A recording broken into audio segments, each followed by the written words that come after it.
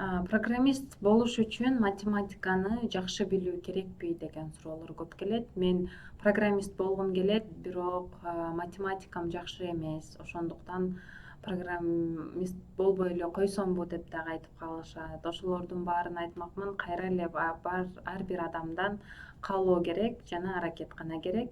Математиканы эгерде сиз мектеп базасында билсеңиз, анда сиз программист боло аласыз. Эмне үчүн математиканы жакшы билиш керек деген стереотип бизде калып калган. Программированияда негизи математика колдонулат ар бир тилинде. Алгоритмдер ошо математиканын основасында жазылган.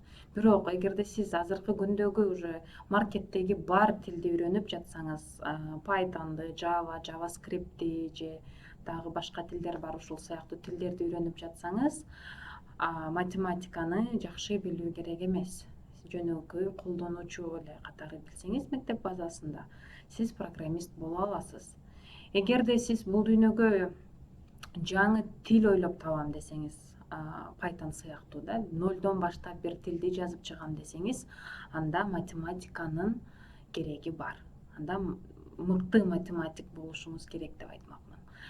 Алгоритмдерди жазганда, жаңы задачаларды программированияда чечкенде көбүнчөсү логика керек. Эгерде логический задачаларды, логический маселелерди чече алсаңыз, сизден жакшы программист чыга алат деп ишенем. Java, JavaScript, Python сыяктуу тилдерди үйрөнүп, жакшы программист болом десеңиз, сизге математиканын жакшы деңгээлде билүүнүн кереги жок. Код үйрөнүш үчүн англис тилин билиш керекпи деген суроолор да көп келет.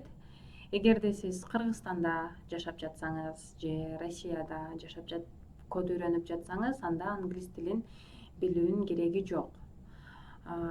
Болгону код үйрөнүп, программист болгондон кийин сиз Европанын, Азиянын же Американын маркетине чыгам десеңиз, сизге сөзсүз түрдө англис тили керек болот.